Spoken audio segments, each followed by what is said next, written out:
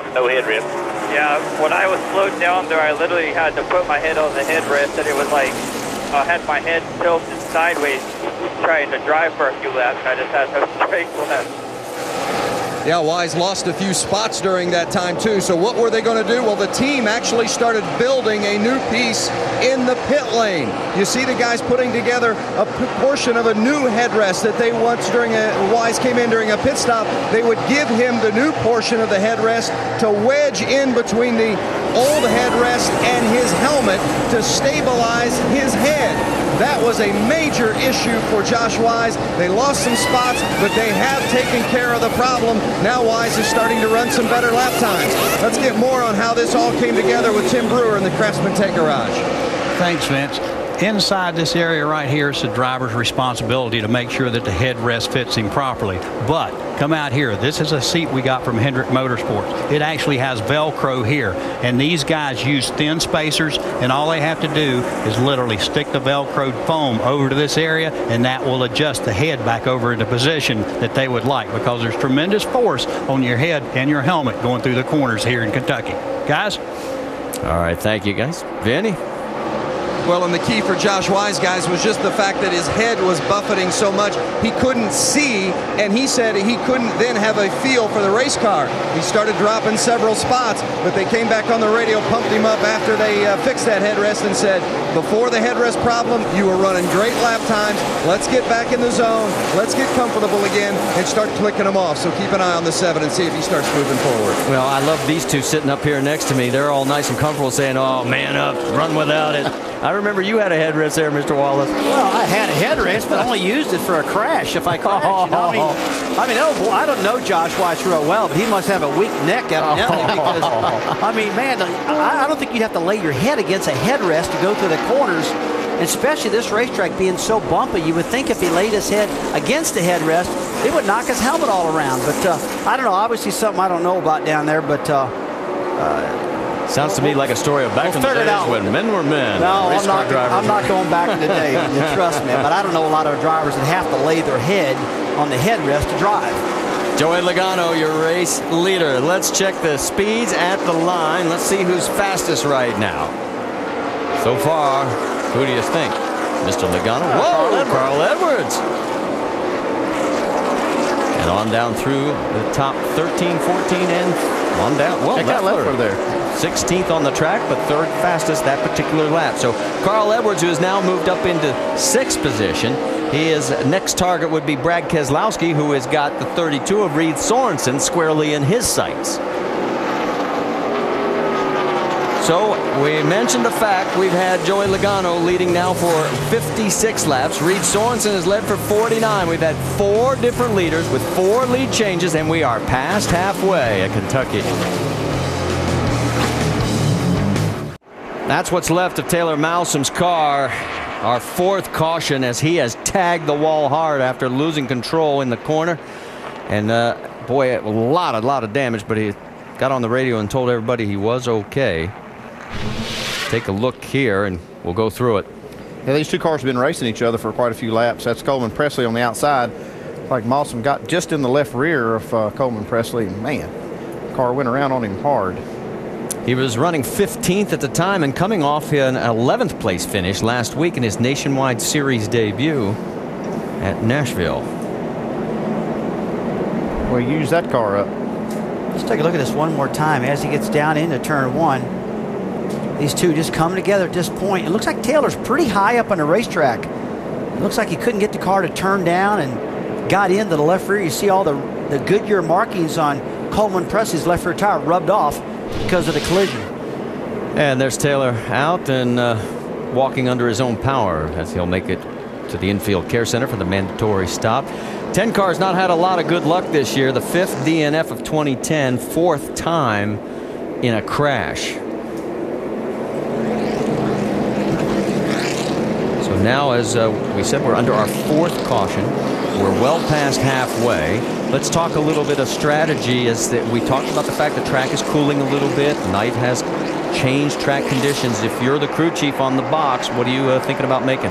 Well, I'm thinking about just getting 4 tires right here and trying to, position myself for the end of the race. And if you're going to pull any strategy, you want to try to think about maybe at the very end, if there's a few laps left, you might try a 2-tire stop. All right, let's find out what's going to happen. Is we'll set up our triple pits, and Dr. Jerry Punch, you're going to be up again. And Andy, I think most of the guys agree with you. 4 tires now and 2 in that final stop, which should come with about 20 laps to go. Reed Sorensen, since his car has been very tight after the 4-tire stop before, he will get 4 this time and an air pressure adjustment. What about Brad Kay? Vince? Keselowski started 25th, worked his way up to 5th, but he says the car is too tight, especially in the front. It just doesn't work going into turn 3. They're going up around on the track bar and 4 tires. Jamie? And the other Brad said he's too loose at the start, but it gets good air pressure adjustment. 4 tires and a water bottle. He lost his last one on the floorboard, Dave. Leader Logano, it is free at the start, but don't go back because it's tight at the end. Justin Allgaier goes by. Logano takes 4. He's going to lose a couple of spots. They do make a wedge adjustment half round out of the left rear.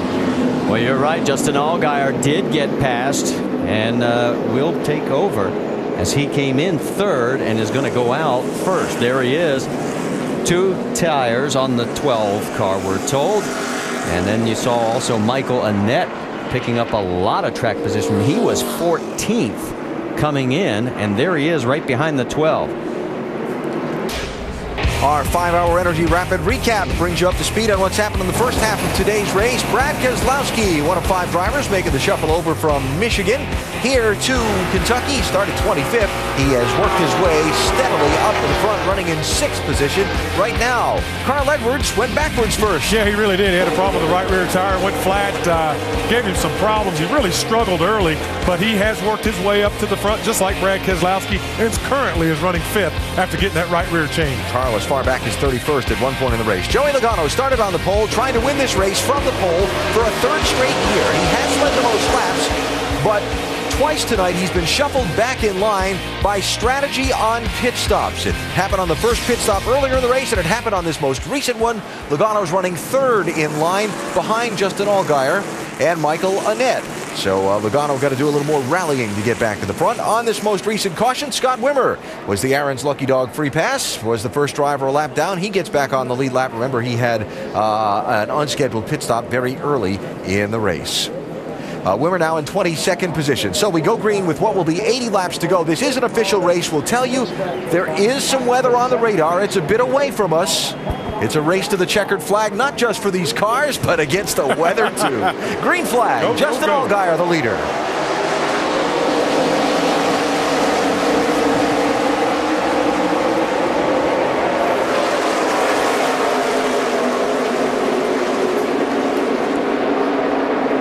And as we come out of turn number 2, heading down the backstretch, it is Justin Allgaier opening up about a 1/10 of a second lead over Joey Logano. A lot of action going on behind him. We can tell you there were 3 wave-arounds. Kenny Wallace, Derek Cope, Tony Raines. That gives us a total of 23 cars on the lead lap.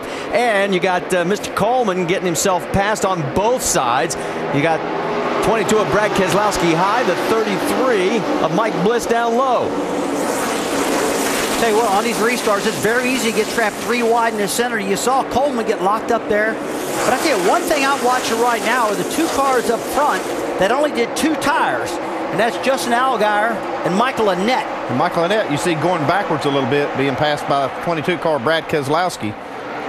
And there's that battle continuing with the 33, Bliss, trying to get underneath Brad Coleman. And there's Reed Sorensen. He got shuffled back in the exchange of pit stops, restarted about 8th, and he's trying to fight his way back up. Earlier in the race, Reed Sorensen was out there about 2 seconds in the lead. Now he's back in traffic and struggling just a little bit. All right, while all this is going on, let's check in with Vince Welch. He's caught up with Taylor. Well, the reason for the yellow prior to that restart was the big hit for Taylor Malsom. What happened there in the contact with the 88? I just screwed up. I mean, I got inside of him, and I couldn't, hold and slid up and got him. I apologize to those guys. We're just here to make laps, and sorry for the team. They went an awesome car today, and real proud of the guys. We'll go get them next week. Good to see Taylor Malsom out under his own power. No ill effects of that contact. It was a big one. His second NASCAR Nationwide Series race, Marty.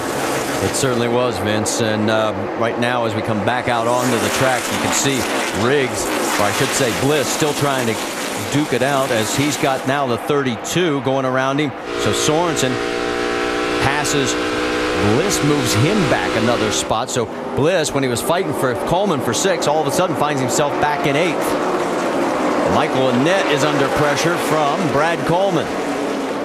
We're now seeing the fastest